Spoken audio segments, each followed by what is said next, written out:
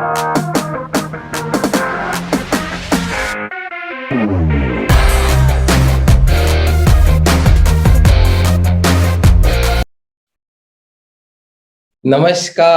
आप सभी का 70वें वेडनेसडे चार्ट में मैं दिल से स्वागत करता हूं और आप लोगों को अप्रिशिएट और एक्नॉलेज करता हूं कि आप लोग हर बुधवार को 70 हफ्तों से यहाँ पे आ रहे हो।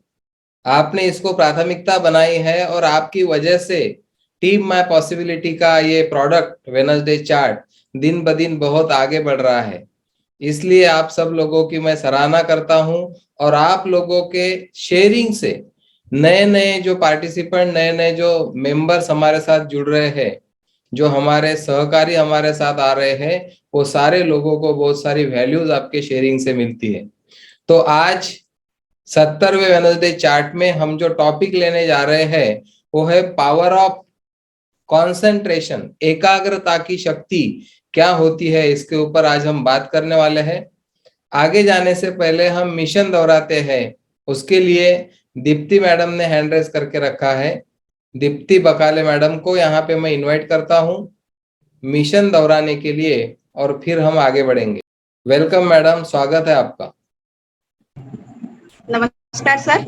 नमस्कार, वेलकम। मैं दीप्ति बकाले आपका टीम माय पॉसिबिलिटी में दिल से स्वागत करती हूँ। डायरेक्ट सेलिंग इंडस्ट्री में पूरी दुनिया में एक अकेली ऐसी टीम है जो अपने मूल्यों को लेकर मिशन और विजन पर काम करने के लिए प्रतिबद्ध है। हमारा मिशन है संभावनाओं के द्वारा लोगों के जीवन में ताउम्र आनंदित और उत्साहित वातावरण बनाने के लिए मदद करें, ताकि वो अपने आसपास एक ऐसा वातावरण तैयार कर सके जिससे पूरी दुनिया के लोग संभावनाओं में जीने लगे।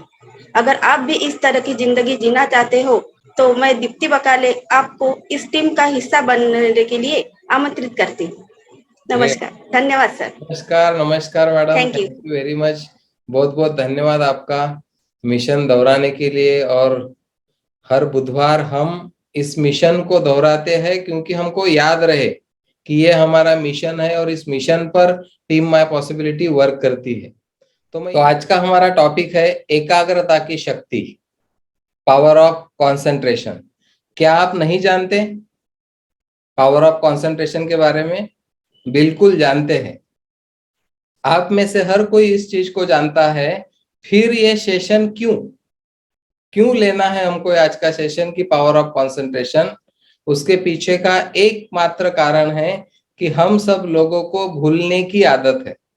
हम सब लोग बार बार चीजों को भूल जाते हैं और हम हर वेडनेसडे चार्ट को पिछले 70 वीक से यहाँ पे आते हैं। हम सब लोग एक दूसरे को याद दिलाने के लिए कि हमको कहाँ जाना है, हमको क्या क्या करना है, कौन सा ऐसा रास्ता है जिस रास्ते पे चलने से हम हमारी मंजिल तक पहुंचने वाले हैं। ये मेन कारण है आज के टॉपिक का। और टीम माय पॉसिबिलिटी का वन थिंग के साथ वन प्रोडक्ट की जब बात होती है तो हमारा एक प्रोडक्ट है वेडनेसडे चार्ट। ये पिछले 70 हफ्तों से चल रहा है और इसका मेन इंटेंशन है लोगों को सिखाना नहीं, लोगों को याद दिलाना। मैं जो भी बात करता हूं हर बुधवार को, आप सब लोग उन सारी चीजों को जानते हो। मेरा काम है आप लोगों को याद दिलाना। और हमारे बीच में कोई तो कोई चाहिए, कोई ना कोई तो हमारे लाइफ में चाहिए जो हमको बार बार याद दिलाए कि इधर जाएंगे तो क्या होगा, उधर जाएंगे तो क्या होगा, इधर फूल है, इधर कांटे हैं। जो भी चीज है आपके और मेरे जीवन में कोई ना कोई हमको चाहिए होता है जो हमको बता सकता है, याद दिला सकता है। क्योंकि बाहर जब हम देखते हैं वातावरण बाहर का जो है, वहां पे ऑक्सीडेशन बहुत है बाहर के वातावरण में, और इस पे किसी का कंट्रोल नहीं है। और हम वेडनेसडे चार्ट के माध्यम से हर बुधवार इस मंच पे हम सब लोग आते हैं और हमारे विचारों को एक एंटीऑक्सीडेंट का बूस्टर डोज दे सकते हैं। यहाँ पे जब हम हर बुधवार को आते हैं तो हम एक जगह पर आ जाते हैं। पूरे हफ्ते में जितना ऑक्सीडेशन हो चुका है हमारे विचारों में, जो कुछ मिलावट आई होगी, वो साफ करने के लिए हम लोग हर बुधवार को यहाँ पे आते हैं। और यहाँ पे आने के बाद एंटीऑक्सीडेंट का एक बूस्टर डोज हमको मिलता है। लेकिन यहाँ पे आने के बाद अगर हम वीडियो ऑफ करके बैठे हैं और वन थिंग की जगह दो चीजें कर रहे हैं, तो भी हमको उसका फायदा तो होगा, लेकिन उतना नहीं होगा जितना हम एकाग्रता से इस सेशन को करेंगे। हर बुधवार का सेशन जो भी वैल्यू आपको देता होगा, वो वैल्यू तब मिलेगी जब हम कंसंट्रेशन से 20, 25, 30 मिनट का जो भी सेशन होता है, पूरे कंसंट्रेशन से एक एक शब्द को अगर हम सुनेंगे तो हमको उससे ज्यादा वैल्यू मिल सकती है। तो पावर ऑफ कंसंट्रेशन के बारे में जब मैं आपके साथ बात करता हूं, तो एकाग्रता की बात आती है।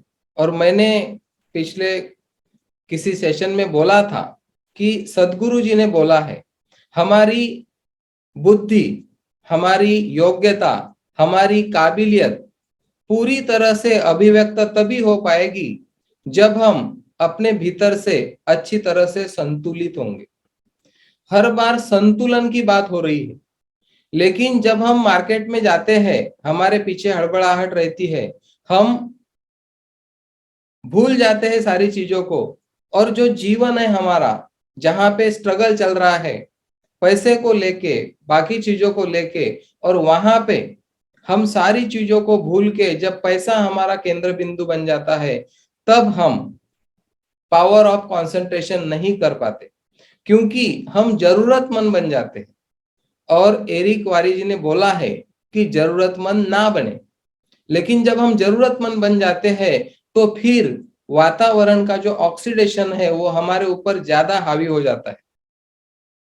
वन थिंग का जो लास्ट मैसेज है वो भी यही है कि आप अखंड रहो, आप खुद के साथ रहो, सारी दुनिया अपने आप जगह पर आ जाएंगी।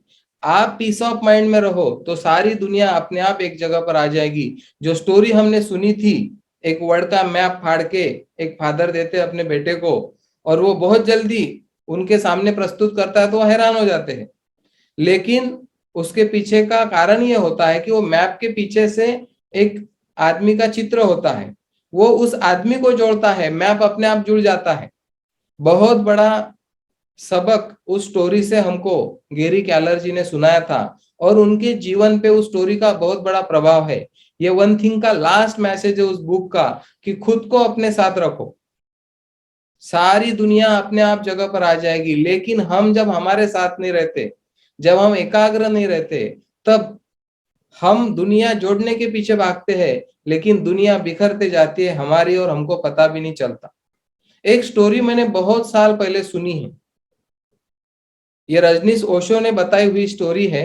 एक राज्य में एक वजीर जो होता है, कुछ कारणवश उसकी डेथ हो जाती है, और फिर उस राज्य को एक वजीर की जरूरत होती है, और वो वजीर की नियुक्ति करने के लिए पूरे राज्य में सबसे होशियार आदमी ढूंढना पड़ता है। कौन है जो उस जगह पर बैठेगा और पूरे राज्य को संभालेगा। तो जैसे अभी एग्जाम्स होते हैं, वैसे उस जमाने में भी वो राजा ने क्या किया, एग्जाम्स लिए, अलग अलग स्तर पर एग्जाम्स लिए। जैसे आपको मालूम है, डांस के चैलेंजेस चलते हैं, संगीत के गायन के प्रोग्राम चलते हैं, और वहां पे ऑडिशन होते हैं। उस तरह से उन्होंने पूरे राज्य में एग्जाम लिए, और उसमें से कुछ लोगों को चुना। पूरे एग्जाम पास करते करते करते करते सबसे टॉप 3 लोगों को उन्होंने उसमें से निकाला, और वो 3 लोगों में से कोई तो भी एक वजीर बनेगा, ये पक्का हो गया। अब ये जो 3 लोग थे, वो वहां पे राजधानी में मेन जहाँ सेंटर था, वहां पे एग्जाम देने के लिए आए। और वो 3 लोगों में से एक व्यक्ति जो था वो बहुत शांत था, और 2 लोग ऐसे थे कि वो बहुत हड़बड़ाहट में थे। वो एक दिन पहले वहां पे आए, दूसरे दिन उनकी एग्जाम थी, और दूसरे दिन एग्जाम थी, तो वहां पे पहले दिन रात को वो पूरा और स्टडी कर रहे थे, और स्टडी कर रहे थे, और रात भर सोए भी नहीं, क्योंकि उनको वजीर होने की जल्दबाजी थी। उनको लगता था कि मुझे वजीर बनना है। तो उन्होंने इतना स्टडी किया, इतना स्टडी किया, कि उन्होंने खुद को पूरा विचलित कर डाला। एक तीसरा उनका जो पार्टिसिपेंट था, वो बहुत शांत था, वो ना उनसे बात करता था, ना अभ्यास करता था, ना कुछ नहीं था। उन दोनों ने ऐसा एक मत बना लिया कि ये तो अपने कंपटीशन में है ही नहीं, क्योंकि ये डर गया एग्जाम से, इसीलिए ये अभ्यास नहीं कर रहा है। और दूसरे दिन सवेरे एग्जाम का समय आया, वो 3 लोगों को एक रूम में बिठाया गया और उनको बताया गया कि अभी ये रूम का दरवाजा बंद करके मैं जाऊंगा और एक गणित है, वो गणित छुड़ा के आपको आना है, दरवाजा खोलने के लिए एक गणित छुड़ाना होगा। और जब वो व्यक्ति दरवाजा बंद करके चला गया, वो एक व्यक्ति जो शांत था रात से, वो अभी भी शांत ही था। वो बोलते थे अरे कुछ तो कर, वो बोलता था कि आप आपका काम करो, मैं मेरा काम कर रहा हूँ। और उस जमाने भी उन्होंने बोला कि जो कॉपी वगैरह करने का कार्यक्रम है वो था, उन्होंने भी अपने पास के सब निकाले गणित छोड़ने के लिए जो सारी चीजें रहती है, और वो बहुत ढूंढ रहे थे कि ये गणित का आंसर मिल जाए तो मैं वजीर बन जाऊं। और वो दोनों उसी हड़बड़ाहट में थे। ये जो तीसरा शांत व्यक्ति जो बैठा हुआ था, वो अपनी जगह पर शांत ही था। और फिर वो उठा, दरवाजे तक गया, उसने दरवाजा खोला और बाहर जाने के बाद वो वजीर बन गया। अब ये स्टोरी कैसी है? वहां पे कोई गणित था ही नहीं, लेकिन ये दोनों लोगों ने अपना असंतुलन इतना बनाया हुआ था कि उनके लिए कुछ अलग सोचने के लिए समय ही नहीं था। वो जो तीसरा व्यक्ति था, वो सिर्फ खुद के साथ था, उसने कोई स्टडी नहीं की थी और उसको हड़बड़ाहट भी नहीं थी वजीर बनने की, अटैचमेंट नहीं थी उसकी वजीर बनने की। लेकिन वो जब उठा और दरवाजा खोला तो दरवाजे पे कोई गणित नहीं था, कोई लॉक नहीं था, कुछ नहीं था। जब हम सवाल पूछते हैं या हम उत्तर पूछते हैं, उत्तर ढूंढते हैं, तो उत्तर से पहले हम ये भी नहीं देखते कि क्या सचमुच में ऐसा कुछ सवाल है भी या नहीं है। ये होता है हमारे लाइफ में हमारे साथ, जब हम एकाग्र नहीं होते किसी चीज के लिए, जब हम ये करूँ कि वो करूँ कि वो करूँ कि वो करूँ, ऐसे हालत में जब होते हैं, वन थिंग पढ़ने के बाद भी यहाँ पे 108 टीम माय पॉसिबिलिटी के एनर्जेटिक लीडर मौजूद है। मेरा सवाल है आप लोगों से कि कितना इंप्लीमेंट हो रहा है वन थिंग, कहाँ पे मल्टीटास्किंग हो रहा है, कहाँ पे हड़बड़ाहट हो रही है। इन सारी चीजों को आज के सेशन में हमको देखना है, पावर ऑफ कंसंट्रेशन में। तो ये स्टोरी जब मैंने सुनी तो मुझे लगा कि हमारा भीतरी संतुलन कितना जरूरी है जीवन में सफलता पाने के लिए। इसके बाद और एक बड़ा एग्जाम्पल मेरे सुनने में है, एकाग्रता का मुझे लगता है सबसे बड़ा एग्जाम्पल, आपने नाम सुना होगा, एंड्रयू कार्नेगी, जो अमेरिका के उद्योगपति रहे हैं और अपने जमाने में वो रिचेस्ट पर्सन रहे हैं पूरे दुनिया के। उनको स्टील किंग के नाम से जाना जाता है। और उन्होंने उस जमाने में, उनकी स्टोरी आपने यूट्यूब पे जाके सुन लेना, उनकी जो लाइफ स्टोरी है एंड्रयू कार्नेगी की, आपने सुन लेना, आपको पता चलेगा कि वो कितनी गरीब परिस्थिति से कहां तक पहुंचे कि उन्होंने वो दुनिया के रिचेस्ट पर्सन बन गए। तो अमेरिकन लोगों को बोलो या सरकार को बोलो, वहां पे शक हो गया कि इतने कम दिनों में इतने अमीर ये कैसे बने। तो जांच पड़ताल की गई सरकार की तरफ से, बहुत जांच पड़ताल की गई, एक समिति गठित की उनकी जांच पड़ताल करने के लिए, और पूरा ढूंढने के बाद एक कुछ इतनी सी भी उनको चीज नहीं मिली कि जो उन्होंने कुछ गलत किया होगा। और फिर ये सब जांच पड़ताल होने के बाद में उनको वहां पे बुला के प्रश्न पूछा गया कि आपने ये सब किया कैसे। तब उन्होंने जो जवाब दिया, वो जवाब आज के सेशन के लिए सबसे जरूरी है। उन्होंने बोला कि मैं 5 मिनट तक किसी भी चीज पे एकाग्र हो सकता हूं। 5 मिनट तक मैं किसी भी चीज के ऊपर एकाग्र हो सकता हूं। उन्होंने उनको पूछा क्या आप हो सकते हो? उनको लगा ये कौन सी बड़ी बात है। जब लोगों ने एकाग्र होने का वहां पे प्रयत्न किया, प्रयास किया, तो वो कुछ सेकंड भी खुद को एकाग्र नहीं रख पाए, कुछ सेकंड भी नहीं रख पाए। आप भी ये प्रयोग कर सकते हो। आपको 6 से बनना है, आपको 6 से 2 बनना है, -2 -3 बनना है। आप बैठिए सेशन होने के बाद और एकाग्र करिए कि एक इवेंट चल रहा है और वहां पे आपको एज अ आपकी जो भी अचीवमेंट है कोई बुला रहा है, लोग तालियां बजा रहे हैं, ऐसा आप विजुलाइज करिए। और देखिए कितने सेकंड तक आपके नजर के सामने वो सीन रहता है। कुछ सेकंड में ही आपका मन भटक जाएगा। किसी भी चीज के ऊपर एकाग्र रहना ये अभ्यास से आएगा। अभी हमारी जो अटैचमेंट है, हम जो जरूरतमंद बने हैं, हमको लगता है अरे वो आगे जा रहा, वो आगे जा रहा, हम कंपैरिजन की दुनिया में हैं, हम ईर्ष्या की दुनिया में हैं, तो हम एकाग्र हो ही नहीं सकते। हड़बड़ाहट है हमारे मन में, हमको लगता है कि मैं सबसे जल्दी बन जाऊं। कोई किसी से कंपेयर नहीं कर सकता। कभी गुलाब का फूल चमेली का या कमल का फूल नहीं बन सकता। हर एक की अपनी अपनी एबिलिटी है, हर एक के अंदर अपने अपने जो परफॉर्म करने की ताकत है वो है। किसी का किसी के साथ कंपटीशन नहीं, किसी को किसी के आगे जाना नहीं, खुद से आगे जाना है। हर रोज खुद के बिलीफ तोड़ना है, खुद के पर्सनैलिटी को आगे लेके जाना है। सामने वाला कहाँ जा रहा ये मालूम नहीं। और हमको गैरी केलर ने बताया कि जब आप वन थिंग करोगे, लोग आपके सामने जाएंगे। जब आप बंकर में रहोगे, खुद पे काम करोगे, जब आपके पास उद्देश्य होगा, जब आपके पास प्राथमिकता होगी, तो समय लगेगा। बाकी लोग आपको दिखेंगे कि अरे ये तो आगे जा रहे, लेकिन लास्ट में हम हमारे जीवन की जो अपेक्षाएं करके रखे हैं, वो सारी अपेक्षाओं पर हम खरा उतर सकते हैं। तो एंड्रयू कार्नेगी के लाइफ में जो चीज मैंने सुनी कि एकाग्रता उनके जीवन में थी, पावर ऑफ कंसंट्रेशन जिसको हम बोलते हैं, वो उनके पास था। मैं आपके साथ कोई नई चीजों के बारे में बात नहीं कर रहा हूं, ये टॉपिक बिल्कुल आपके नजदीक के परिचित है।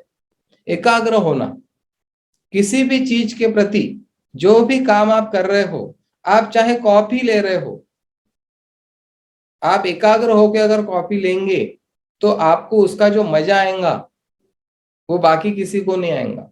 आप डेमोन्स्ट्रेशन कर रहे, आप लिस्ट निकाल रहे, आप फॉलो अप ले रहे, तो मैं बोलता हूं 4 घंटे का काम आधे घंटे में हम कर सकते हैं। आप ये एक्सपीरियंस करो। और ये बंकर क्यों बताया वन थिंग में, क्यों बताया बंकर, कि जहां पे इतना सा भी डिस्ट्रैक्शन न हो।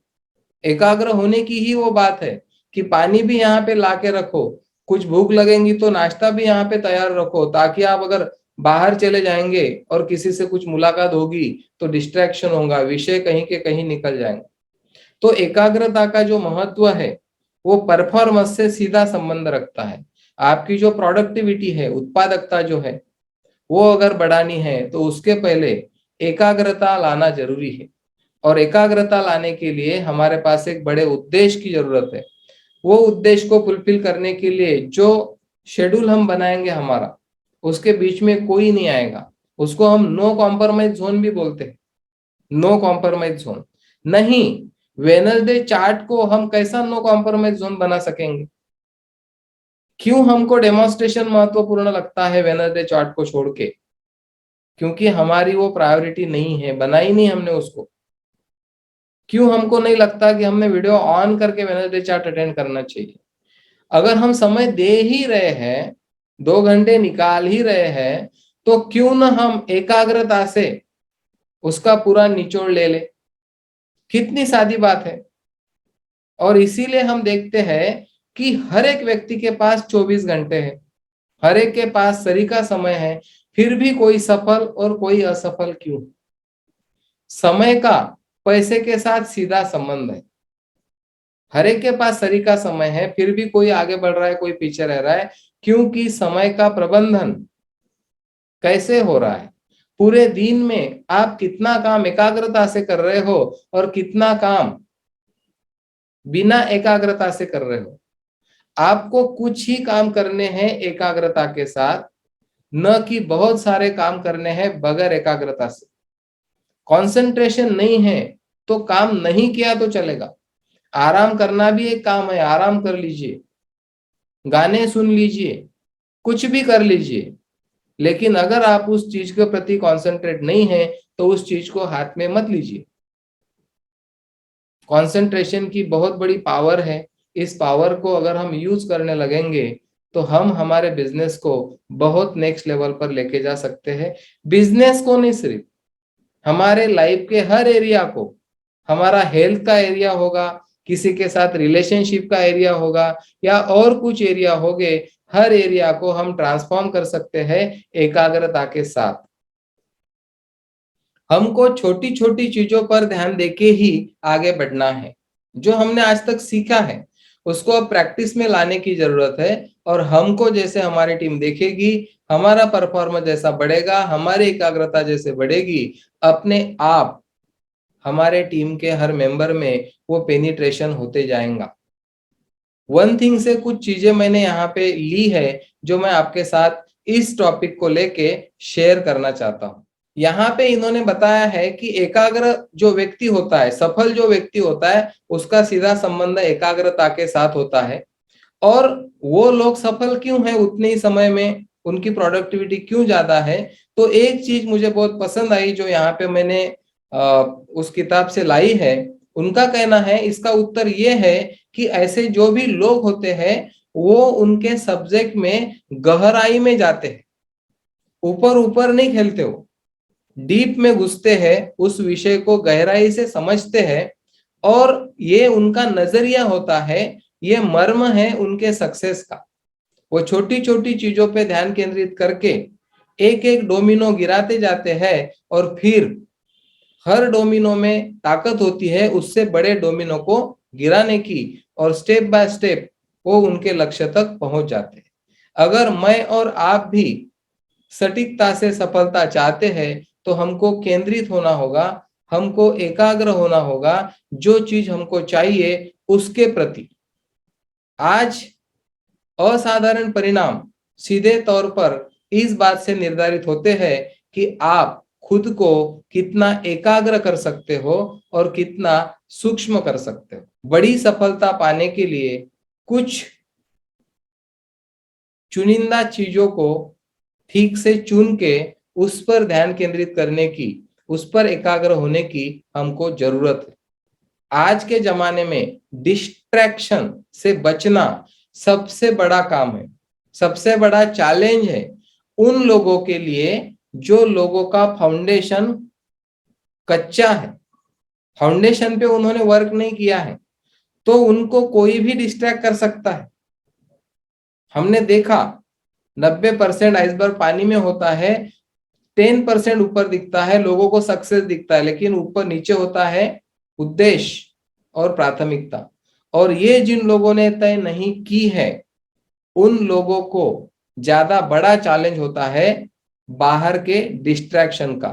हर रोज आपको लोग मिलते हैं जो आपको कुछ कुछ बताते हैं, और ऐसे ऐसे चीजें बताते हैं कि आपका मन भी करता है कि यार एक बार मैं इसको कर लूं, क्योंकि हम ऑलरेडी क्या है, चुनौतियों से घिरे हैं।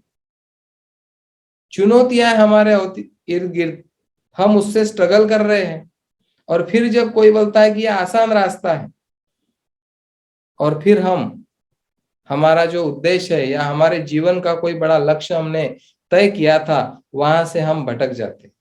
आपको सवाल पूछा था वन थिंग पढ़ते पढ़ते कि आज मैं आपको 5,000 देने को तैयार हूं और 1 साल के बाद 10,000, आप क्या चुनोगे? सब लोग उत्तर देते हैं 5,000, क्योंकि अभी की जरूरत है। अब 10,000 ज्यादा है, लेकिन इसके लिए 1 साल रुकना पड़ेगा, और हम रुकने के लिए तैयार नहीं है। लेकिन जो प्रोफेशनल लोग होते हैं, जो लोगों के उद्देश्य बड़े होते हैं, वो लोग आज की न सोचते हुए कल की सोचते हैं। एक एप्पल का पेड़ का उदाहरण दिया था गेरी कैलर जी ने कि मुझे उद्देश्य बड़ा रखना है। एप्पल का पेड़ रेडीमेड तो मिलेगा नहीं 5 साल पुराना जिसको डायरेक्ट एप्पल लगेगी, लगाना तो पड़ेगा एक रोप, एक छोटा पौधा, उसकी देखभाल करनी पड़ेगी, उसको खाद देना पड़ेगा, और 5 साल तक रुकना होगा, तो ही आप उस बगीचे का आनंद उठा सकते हो। लेकिन आपको अगर लग रहा है कि मुझे 6 महीने के अंदर एप्पल चाहिए, तो ये पॉसिबल नहीं है। इन चीजों को भी हम समझ सकते हैं जब हम एकाग्र रहेंगे हमारे विषय के साथ। तो एकाग्रता के दूसरी साइड आती है डिस्ट्रैक्शन, जहां पे बार बार बार बार विचलित करने के लिए जो 4 चोर हमको बताए थे उसमें का एक चोर वही है लास्ट वाला, कि आपके आजू बाजू का परिवेश आपको सपोर्ट नहीं करता, बार बार लोग हमको इधर उधर खींचते हैं और हम भी हमारे लाइफ को च्युइंगम की तरह खींचते हैं, एक फ्रेश भविष्य हम हमारा क्रिएट नहीं करते, पॉसिबिलिटी में खड़े रह के सामने से हमको क्या चाहिए 5 साल के बाद, 1 साल के बाद, 1 महीने के बाद, एक दिन में, एक हफ्ते में, एक दिन में क्या चाहिए, उसके लिए क्या मुझे करना है, एक चीज जिससे मैं एकाग्र हो सकूं, ध्यान केंद्रित कर सकूं, वो चीज हम चुन नहीं पाते। प्राथमिकताएं बदलती रहती है लोगों की लाइफ में और वहां पे हम बाकी सारी चीजों को भूल के कि किन किन लोगों से हमने क्या क्या कमिटमेंट किया है, कौन से लोगों को हमने क्या क्या वादे किए हैं, वो चीजों को भूल के एक जगह पर हम चले जाते हैं और फिर हमारा नहीं, हमारे साथ हमारे लोगों का भी हम एक बहुत बड़ा नुकसान जो कभी न भर के निकलने वाला हो वो हम कर डालते हैं। तो एकाग्र होने के लिए आपके पास लोग लगेंगे। मैं यहाँ पे हर बुधवार को आपको याद दिलाता हूँ हर चीज, लेकिन हफ्ते भर में आपके आजू बाजू में लोग जो हर रोज आपके साथ रहते हैं उनको बड़ी बनाओ और उनको एक दूसरे को होल्ड टू अकाउंट करने का एक सिस्टम डालो। मैं हर बार बोलता हूँ, और ये अगर बंकर हमने बना लिया तो फिर हम अपनी जगह से नहीं हिलेंगे। मैं हर रोज काम करता हूं मेरे फाउंडेशन के ऊपर ताकि मैं विचलित न हो सकूं, किसी भी बड़े प्रलोभन को मैं उसका शिकार न बन सकूं। इसके लिए मैं मेरा जो ऑरा होता है उसको संभाले रखता हूं। हर बार कोई ऐसी चीज वहां तक पहुंचती ही नहीं, ऐसा क्या एक प्रोटेक्शन हम हमारे इर्द गिर्द खड़ा करेंगे ताकि जो कमिटमेंट हमने हमारे साथ हमारे लोगों के साथ किया है वहां तक पहुंचना है हमको। और आपको पता है वन थिंग का जो स्टार्टिंग के चैप्टर में बोला हुआ था कि किसी एक चीज के साथ डाक टिकट की तरह चिपके रहिए और तब तक चिपके रहिए जब तक सफल नहीं होते। और ये एग्जाम्पल आप सब लोगों ने सुना है कि अगर आपको पानी चाहिए जमीन में से तो 10-20 फीट के कितने गड्ढे खोदोगे आप तो आपको पानी मिलेगा। एक जगह पे आपको कुआं खोदना पड़ेगा और जब तक पानी नहीं लगता तब तक खोदते रहना पड़ेगा, तब तक खोदते रहने पड़ेगा। बोरवेल करते हैं हम, मैंने किया था मेरे घर से गांव में, 200 फुट हुआ, वो पूछ रहे थे सर पानी नहीं लगा क्या करना है, मैंने बोला चलने दो। 300 हुआ, वो बोले सर बोलो, वो पूछते रहते। और बहुत लोग बोलते हैं कि नहीं भाई बहुत हो गया 300, दूसरी जगह पे करके देखेंगे। मैंने बोला नहीं चलने दो, और मई महीना था, मई महीने की बात है 2012 की। तो चलने दिया 400 फीट बोरवेल होने के बाद में पानी लगा। और फिर मैंने बोला और जितना हो सकता है 10-50 फीट आप कर लो, और आज तक वो बोरिंग का पानी कभी खत्म नहीं हुआ।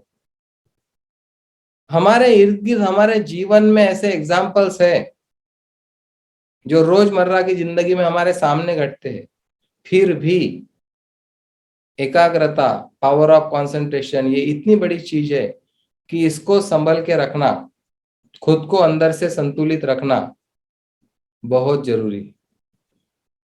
पावर ऑफ कंसंट्रेशन के माध्यम से आपको मैं यही आज के वेडनेसडे चार्ट में बताना चाहता हूं कि आज आपकी कंडीशन जो भी हो, इसीलिए ज्यादातर लोग साधारण जीवन क्यों जीते, क्योंकि हमारा जो ब्रेन है वो विश्वास कर लेता है आज के परिस्थिति के ऊपर, और हमारा फ्यूचर इनविजिबल है। हम क्या बनने वाले हैं, -8 कब जाएंगे, -3 कब बनेंगे, ये अनविजिबल है, और आज की परिस्थिति विजिबल है। इस पे जल्दी विश्वास बैठ जाता है और एकाग्रता भंग होती है, और फिर वो चीजें हम कभी जीवन में मिला नहीं पाते। और एक बार कॉन्फिडेंस जब कम होते जाता है फिर उसको आगे लाना एक बहुत बड़ा चैलेंज हमारे लिए बन जाता है। तो प्रवाह में रहना जरूरी है, उसके लिए सिस्टम को अडॉप्ट करना जरूरी है। वीक में सिर्फ 2 घंटे खुद को एक जगह पर रखने के लिए। यही इंटेंशन है वेडनेसडे चार्ट का। बहुत लोग इसको समझे हैं, बहुत लोग समझने की प्रोसेस में हैं। बाकी लोगों को भी मेरा इनविटेशन है, जिन लोगों ने इसके महत्व को अभी तक उतना गंभीरता से नहीं लिया होगा। आज मुझे लग रहा था कि चलो आज के दिन रहने देते हैं, वेडनेसडे चार्ट एक मैसेज डाल देते हैं कोर टीम में कि आज का वेडनेसडे चार्ट नहीं होगा, अगले बुधवार को ले लेंगे। मुझे भी ऐसा लग रहा था, आज कोई मेरा मूड नहीं बन रहा था वेडनेसडे चार्ट लेने का। मुझे लग रहा था कि बहुत हो गया, अभी बस हो गया, 70 वेडनेसडे चार्ट हो गए। आज बोल देंगे कि 70 वेडनेसडे चार्ट हो गए, अभी बहुत सारे टॉपिक हो गए, अभी इसको ही देखो। लेकिन वेडनेसडे चार्ट में टॉपिक इंपॉर्टेंट नहीं है, यहाँ पे सब लोगों का आना इंपॉर्टेंट। वीक में एक बार जब हम आते हैं तो जो धूल थोड़ी बहुत रहती है वो क्लीन हो जाती है, और एक हफ्ते के लिए हम और एक बार रेडी हो जाते हैं। तो पावर ऑफ कंसंट्रेशन के लिए आपको मैं इनवाइट करता हूं और आपको शुभकामनाएं देता हूं।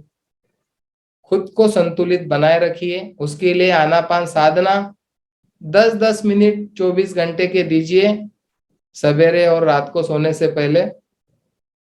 खुद के सांसों की तरफ ध्यान देते रहिए, सारी दुनिया एक जगह पर आ जाएंगी, जो जो आपको चाहिए वो सारी चीजें आप पालोगे।